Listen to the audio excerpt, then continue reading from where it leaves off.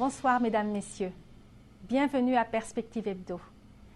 Il n'est pas de semaine sans que l'on entende parler d'environnement, de changement climatique. Le pape Benoît XVI lui-même nous rappelle souvent le souci de la sauvegarde de la création. Et plus explicitement, dans son encyclique Caritas in Veritate, je le cite. Nous devons avoir conscience du grave devoir que nous avons de laisser la terre aux nouvelles générations dans un état tel qu'elles puissent elles aussi l'habiter décemment et continuer à la cultiver. Cela implique de s'engager à prendre ensemble des décisions en vue de renforcer l'alliance entre l'être humain et l'environnement qui doit être le reflet de l'amour créateur de Dieu. Des personnes travaillent en ce sens et j'ai la joie aujourd'hui d'accueillir dans nos studios Normand Lévesque qui est à l'origine de beaucoup d'initiatives. Bonsoir Normand Lévesque. Bonsoir. Merci de venir. Donc vous avez une maîtrise en sciences de l'atmosphère et vous êtes étudiant à la maîtrise en théologie et vous êtes aussi directeur de l'Église verte. Oui. Voilà. Alors est-ce que vous êtes toujours intéressé à ces questions d'environnement Oui, en fait, je me suis intéressé à la question en 2005. Je revenais d'un pèlerinage en Italie. Oui. Et puis, c'est à ce moment-là que dans une grotte, la grotte de Subiaco, là où Saint-Benoît était, j'avais prié et j'avais dit, Seigneur, j'ai une grande formation en enseignement des sciences, en environnement. J'ai une grande formation en théologie. J'ai fait de la pastorale auprès des jeunes. Seigneur, qu'est-ce que tu veux que je fasse? Et puis, j'ai senti une grande chaleur, une main dans mon dos, comme une main paternelle. Et puis, j'ai senti que je devais continuer dans cette direction-là, qu'il n'y avait pas deux chemins séparés. C'était pas science et religion, c'était plutôt science et religion pour prendre soin de la création. Ouais, puis c'est un lieu symbolique, quand même, la grotte de Subiaco. Oui, ça a commencé là. Oui. Mais vous n'êtes pas devenu bénédictin? Non. Il ne faudrait pas dire ça à ma fiancée. Ah bon. Okay. Donc, vous êtes engagé et maintenant vous êtes directeur de l'Église verte, c'est ça? Oui, c'est ça. Depuis juillet 2009, je suis le directeur du programme Église verte qui vient soutenir les églises dans l'amélioration de leurs pratiques environnementales. Alors, expliquez-nous comment on peut faire ça. Quand on parle d'environnement, la première chose qu'on entend souvent, c'est le recyclage, l'efficacité énergétique du bâtiment, la consommation d'eau, tous les gestes à poser. Mais ça, c'est seulement un des 3 piliers d'Église verte. Donc, il y a action comme un des piliers d'Église verte. Les 2 autres, c'est sensibilisation et spiritualité. Pour ce qui est de la sensibilisation, c'est assez simple. Il peut y avoir un film qui est projeté à l'église, puis une discussion par la suite, ou bien conférencier, conférencière qui vient présenter. Mais aussi, les églises font dans les bulletins paroissiaux, les semainiers, une petite capsule verte qui sont disponibles sur le site Église verte. Donc, là, j'ai dit action, sensibilisation, et finalement, il y a aussi la spiritualité. Il y a une foule de récits bibliques, des histoires de saints et même des prières liturgiques qui nous mènent vers une spiritualité plus proche de la création de Dieu. Mais quand on dit écologie, on pense souvent plutôt que c'est politique. Alors donc, comment est-ce qu'on peut concilier l'acte politique et puis la religion? En effet, dans l'histoire du Québec, il y a aussi eu la Révolution tranquille, donc la grande séparation entre la religion et l'État. Ça fait peur pour plusieurs chrétiens de commencer à s'intéresser à l'environnement, justement parce que ça semble être quelque chose de très politique. Mais les papes, même depuis Paul VI, depuis 1972, il y a eu le souci que la crise écologique est une crise morale. Donc oui, il y a un aspect politique, mais honnêtement, si ça ne nous intéresse pas, on n'est pas obligé de rentrer là-dedans. En tant que chrétien, il faut s'en préoccuper parce que c'est une crise morale. Oui. Et alors, la crise morale, donc vous la voyez, vous voyez les récits bibliques. Vous faites un lien entre des récits bibliques et la crise d'aujourd'hui? Oui. Et comment vous faites ce lien? Oh mon Dieu, il y en a plusieurs. L'année dernière, c'était l'année internationale de la biodiversité, en 2010. Et il s'avère qu'on a un récit biblique qui démontre parfaitement prendre soin de la biodiversité. Et c'est le récit de Noé. Noé est demandé par Dieu de prendre soin d'un couple de chacun des animaux sur Terre. Puis il en prend soin pendant tout le temps qu'ils sont sur le bateau. Et puis lorsqu'ils sortent, ils vont repeupler. Il y a un arc-en-ciel à la fin qui trace un signe de l'alliance. Et ça, il faut aller relire en Genèse 9. Ce n'est pas seulement une alliance entre Dieu et l'humanité. C'est une alliance entre Dieu, l'humanité et toute créature. Donc, tout le récit montre qu'on est dans le même bateau.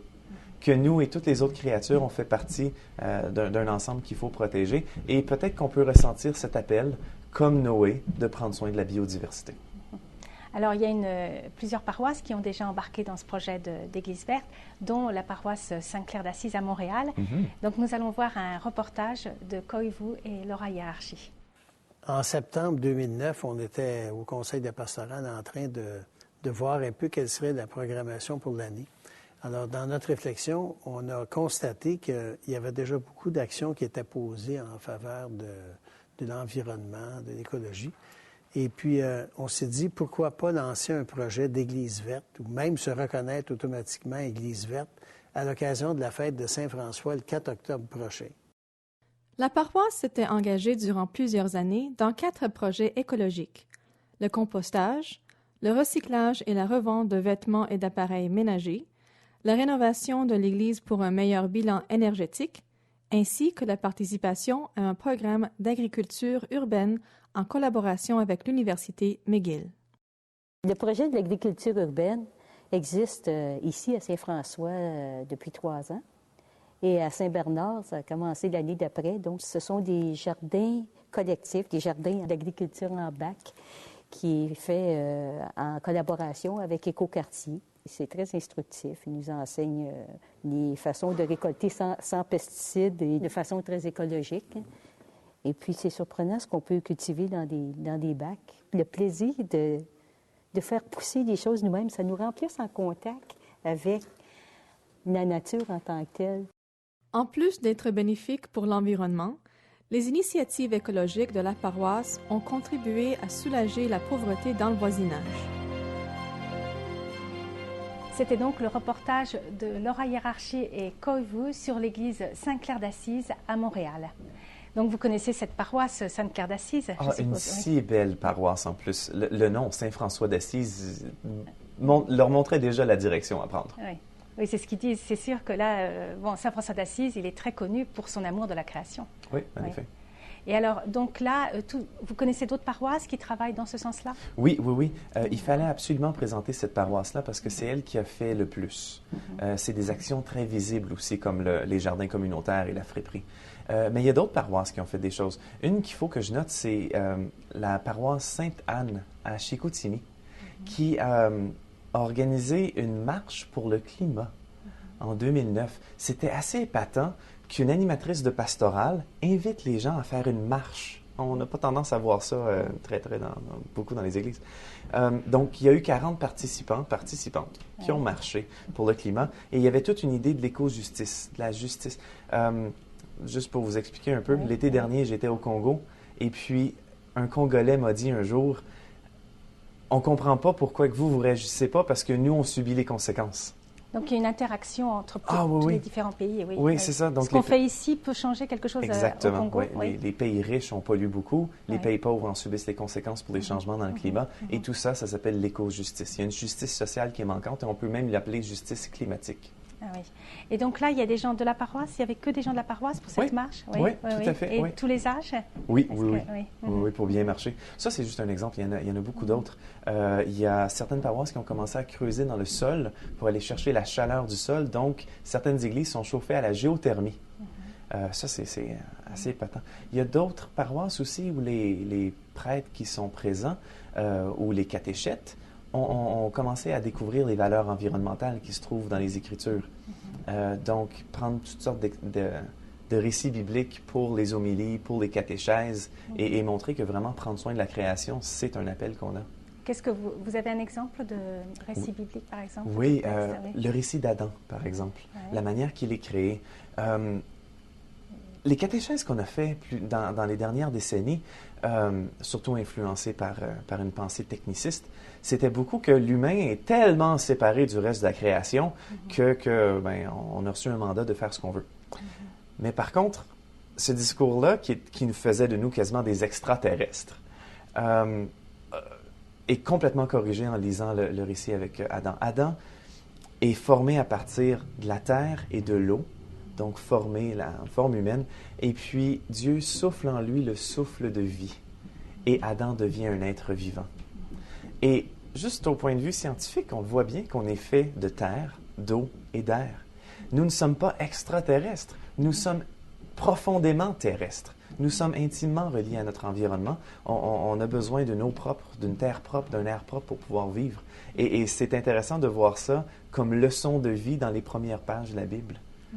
Un autre des enseignements qu'on retrouve avec la formation d'Adam, c'est que Dieu le place dans le jardin d'Éden pour le cultiver et le garder. Mais ces deux verbes-là sont extraordinaires. Cultiver, qu'est-ce que ça veut dire? Ça veut dire que dans le jardin d'Éden, Adam et Ève pouvaient aller extraire les ressources, qu'ils pouvaient aller couper les arbres pour pouvoir se faire une maison, qu'ils pouvaient aller chercher des choses. Mais cultiver implique aussi le fait qu'on replante pour que ça puisse garder sa fécondité. Donc, ils avaient le droit de développer, cultiver, développer.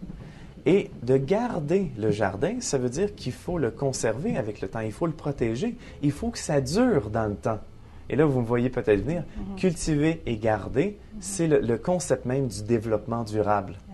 Et on a ça en Genèse 2, 15, l'intuition, l'inspiration du développement durable, c'est dans la tradition chrétienne. Oui, mais il y a des zones qui sont plus difficiles à cultiver que d'autres. En C'est effet. pas possible partout. En effet, on ne demandera pas ça aux gens à la toundra, par exemple. Oui, c'est ça. Non, je suis bien d'accord.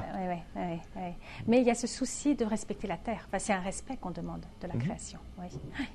Et que vous continuez. Oui. Donc là, on va continuer. On va regarder aussi le reportage parce qu'à Sainte-Claire d'Assise, le curé parle aussi du changement que ça fait, même au niveau de la consommation. Ça nous entraîne finalement aussi à se demander qu'est-ce qu'on achète, qu'est-ce qu'on consomme, comment on le consomme. Alors, cette question-là est importante. Grâce à ses engagements face aux défis environnementaux, la paroisse a aussi développé de nouveaux partenariats dans le milieu. On s'est demandé qu'est-ce qu'on pourrait faire davantage. Donc, ça a été un moment important là, au plan de l'ensemble du quartier. Les bénéfices inattendus, il y en a un qui est, je dirais, qui est majeur, c'est qu'en s'intéressant à la question de l'environnement puis de l'écologie, ça nous a permis d'entrer en relation avec notre quartier. On sait que présentement, c'est une question de pointe. André Beauchamp disait que c'est peut-être la question la plus importante actuellement qui nous permet de faire des liens avec les enjeux sociaux puis aussi les projets d'Église. C'est comme si on entrait dans une dynamique communautaire significative pour les temps actuels. Ça, c'est un bénéfice très évident. Puis je trouve que c'est très évangélique, encore une fois, parce que l'annonce de la bonne nouvelle, c'est la vie simple. C'est faire attention aussi à l'ensemble des êtres vivants. Alors, juste ces deux aspects-là, déjà, ça nous situe en plein dans l'Évangile. L'été dernier, la paroisse a même suggéré un projet à caractère environnemental pour aider à la réinsertion de jeunes en difficulté. On demandait aux jeunes de peindre un mural s'inspirant d'une prière de Saint François d'Assise, le Cantique de la création. Au début, les jeunes ont trouvé ça difficile. Ils ont répondu oui parce qu'ils voulaient faire plaisir aussi, puis c'était en lien avec leur travail d'été. En fin de compte, ils ont peint une belle toile qu'on a présentée lors de la fête de Saint-François d'Assise. Moi, j'ai toujours été inspiré par Saint-François d'Assise. Alors, c'est un homme qui est proche de la nature et puis qui, bien avant son temps, a fait vraiment, je dirais, l'éducation de tous à prendre soin de l'environnement. Alors, je pense qu'il y a une spiritualité qui est en dessous de ça. Et c'est très proche aussi de l'Évangile, parce que Jésus a aussi été un être proche des réalités les plus humaines. La paroisse Saint-François d'Assise a été reconnue comme membre officiel du programme Église verte le 20 mars 2011. Dans un effort d'harmonie plus grande avec la nature, la paroisse célèbre la messe en plein air au bord du fleuve tous les dimanches de la saison estivale à partir de la Saint-Jean-Baptiste. C'était donc un reportage sur la paroisse Sainte-Claire d'Assise à Montréal où le curé parlait de consommation. Donc l'écologie touche tous les domaines. Et donc, vous avez fait aussi une recherche sur l'Eucharistie et l'écologie. Oui, j'ai eu la grande chance d'être invité au Congrès eucharistique international à Québec en 2008 et j'ai pu donner une présentation en français, une autre en anglais, devant 250 personnes. Ça faisait partie des événements officiels. J'ai été épaté de la réponse des gens, premièrement, le fait que je sois invité. J'ai fait des recherches parce que l'Eucharistie a toujours été un moment de prise de conscience pour moi. Dans les prières universelles, par exemple, on parle toujours d'une solidarité internationale. On parle d'un souci des pauvres. Quand on arrive un peu plus loin dans la prière eucharistique, on entend aussi un rappel de nos ancêtres, ceux qui sont décédés. Donc, on prie pour eux.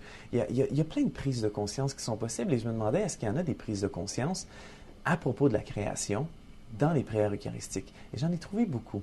L'une des principales, c'est les prières sur les offrandes, que malheureusement on escamote parfois parce qu'on passe la quête, là. Mais pour moi, en fait de sensibilisation environnementale, c'est essentiel. Tu es béni, Dieu de l'univers, toi qui nous donnes ce pain. Déjà là, on est en train de dire que le pain ne vient pas du supermarché, mais qu'il vient de Dieu. Dieu nous donne le pain. Et ensuite, ça continue à dire fruit de la terre et du travail humain. À ce moment-là, on imagine le blé, qui est fruit de la terre, mais on dit aussi que le pain n'est pas sorti, c'était du blé et qu'on l'a transformé pour que ça devienne. Donc l'humain est aussi co-créateur. On est capable de transformer notre environnement pour qu'il soit encore meilleur. C'est pas juste la nature vierge, c'est un jardin d'Éden. On est jardinier, on est cultivateur. Tout d'un coup, j'ai commencé à réfléchir, si on passe du pain au pain de la vie, du vin jusqu'au vin du royaume éternel, eh bien, on n'est pas pour choisir n'importe quel pain, n'importe quel vin. De plus en plus, en tant que catholique, il faut se poser la question, il vient d'où notre pain? Pour que ça devienne le corps du Christ, est-ce qu'on a le droit, moralement, éthiquement, spirituellement, de prendre un pain qui vient d'une farine, qui vient du blé, qui a poussé dans un champ avec une agriculture industrielle, utilisant des pesticides, des engrais chimiques, causant plein de déséquilibres? Mais alors, vous êtes contre l'industrialisation? Non, je ne suis pas contre l'industrialisation. Je suis contre... Je suis pas pour. Je suis pour, on va dire ça comme ça, je suis pour une agriculture qui respecte l'ordre de la création. Si l'agriculteur lui-même essaie d'avoir une production qui est de 30 50 plus élevée, mais il y a plein de communautés qui en subissent les conséquences, il y a un problème de justice, il y a un problème de lien spirituel qu'on a avec notre environnement. Donc, vous demandez aux chrétiens de réfléchir profondément à l'hostie qu'ils consomment, au pain de la... Oui, et très heureusement, il y a les Sœurs de Sainte-Claire qui se trouvent à Valleyfield qui ont accepté de prendre la farine biologique pour faire leur prochain pain d'autel dans les mois qui viennent. Donc, on va avoir les premiers hosties biologiques au Canada. Même chose pour le vin. J'ai rencontré un propriétaire de vignoble et très bientôt, je vais rencontrer l'évêque de Saint-Hyacinthe, Monseigneur François Lapierre. Et bon, il va y avoir une rencontre des deux et puis on va avoir le premier vin de messe fait au Canada. Et là, vous venez d'écrire un livre avec un pasteur protestant, les pages vertes de la Bible. Oui, c'est ça. pas les pages jaunes. Non.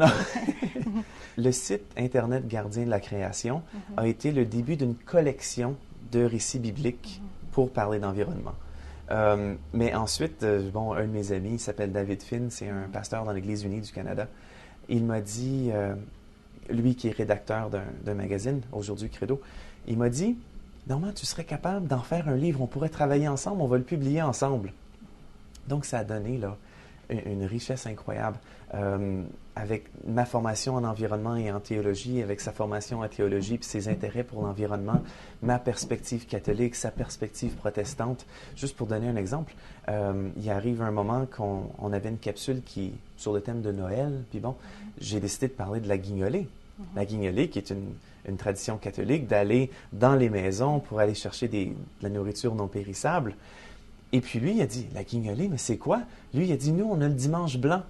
Un dimanche où les enfants vont chercher parmi leurs jouets et ils vont en envelopper un avec du papier blanc, puis ils vont l'offrir à un enfant plus pauvre. Fait qu'il y a le même concept de souci des pauvres, mais avec une approche différente, qui viennent de deux traditions chrétiennes différentes. Donc, c'est un livre qui est très, très riche. Et donc, là, en plus, ce mouvement Église verte est écuménique. Oui, tout à fait. J'ai tendance à être invité dans des églises catholiques, protestantes et orthodoxes. Et est-ce que vous pensez que ce mouvement, écologique va permettre de montrer un autre visage d'Église à la société? Oui. Est-ce que vous pensez que la société québécoise est sensible à ça? Oui, elle l'est.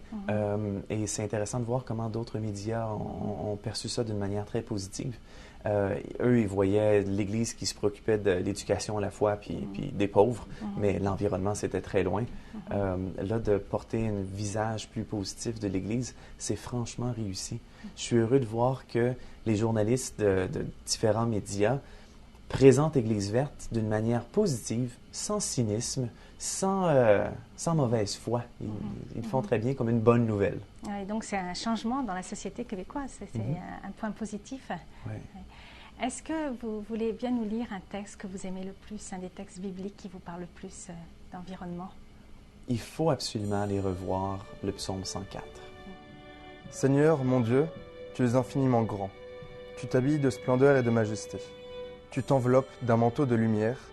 Tu as déployé le ciel comme une tente. Tu as placé ta demeure encore plus haut. Les nuages te servent de char. Tu te déplaces sur les ailes du vent. Tu prends les vents comme messagers, le feu est à ton service. Tu as fixé la terre sur ses bases. Pas de danger qu'elle bouge désormais. L'océan couvrait la terre comme un manteau. Ses eaux montaient jusqu'au sommet des montagnes. Mais tu les menaças. Elles s'enfuirent. Au bruit de ton tonnerre, elles prirent la fuite, grimpant sur les sommets, descendant les vallées, jusqu'à la place que tu leur avais fixée. Tu leur traças une limite à ne pas franchir, pour qu'elles ne viennent plus couvrir la terre. Tu conduis l'eau des sources dans les ruisseaux. Elle se faufile entre les montagnes. Tous les animaux peuvent venir y boire, et l'âne sauvage y calme sa soif. À proximité, les oiseaux ont leur nid et chantent à l'abri du feuillage. C'est comme un livre de zoologie, avec tous les animaux, tout ce qu'on peut voir autour de géologie. Et là, de tourner les pages et d'identifier chacune de ces créatures-là comme étant une créature de Dieu. Et d'identifier que Dieu en prend soin. Et que nous, en plus, on a un rôle d'intendant de continuer à en prendre soin. Et de s'assurer que sur Terre, le jardin fleurisse. Qu'en tant que co-créateur, on stimule la vie sur Terre, qu'il y en ait plus, et non pas qu'on aille faire des coupes à blanc puis qu'il y en ait moins. Puis vous travaillez aussi beaucoup avec André Beauchamp, qui est un prêtre qui a beaucoup travaillé qui est consultant en environnement. Magnifique homme. Et puis, on s'en est déjà parlé. Quand je l'ai rencontré la première fois, c'est comme si ses épaules ont tombé de soulagement. Il rencontrait un jeune qui était intéressé à la même chose que lui. Évidemment, moi, je n'ai pas travaillé au ministère de l'Environnement comme lui l'a fait. Mais je suis arrivé avec toute ma passion pour la Bible, toute ma passion pour prendre soin de l'environnement. Et puis lui, il a senti ça. Puis il m'a dit, c'est dans cette direction-là que je m'en allais, que j'allais continuer. Il dit, maintenant, je peux dormir tranquille, sachant que tu fais ça, Normand. Et j'ai presque eu l'impression d'une rencontre comme Élie et Élisée. J'ai eu l'impression qu'il me donnait son manteau, qu'il disait, continue dans ce chemin-là. Alors, j'ai la grande joie de pouvoir dire que je continue dans le sentier qu'André Beauchamp a commencé à emprunter. Et comme lui, j'utilise le terme théologien et environnementaliste. J'ai une grande admiration pour lui. Et on peut terminer avec des mots d'un de ses livres. C'est dans le livre « L'eau et la terre me parlent d'ailleurs ». La terre est le berceau de notre première enfance et de notre dernier sommeil. La terre nous parle de toi, elle murmure ton nom et chante ta présence, ô Seigneur notre Dieu, qu'il est grand ton nom par tout l'univers. Elle n'est pas Dieu, mais elle est l'œuvre de Dieu. Elle est le témoin de sa grandeur et de sa bonté. Plusieurs psaumes en parlent. Elle nous dit que tout vient de Dieu. Merci beaucoup, Normand Lévesque, de nous avoir stimulés à chercher à mieux comprendre ce qu'il y a, le lien entre l'environnement et puis la spiritualité, la Bible, et de nous aider à mieux lire maintenant et mieux entendre les récits bibliques, surtout celui de Noé et de la Genèse. Ouais. Et le vert en Église, c'est quelle couleur? La couleur de l'espérance. Merci beaucoup. Merci beaucoup de nous avoir suivis. Si vous voulez prolonger votre réflexion, vous pouvez lire plusieurs livres dont nous avons parlé. D'abord ceux de André Beauchamp, L'eau et la terre me parlent d'ailleurs, et puis Église et environnement, et puis le livre de Normand Lévesque et de David Fins, Les pages vertes de la Bible. Et ensuite, vous pouvez surtout regarder les sites égliseverte.ca et puis lesgardiensdelacréation.org. Voilà, merci beaucoup d'avoir été des nôtres. Je suis sœur Marie-Noëlle Chaumette. À la prochaine.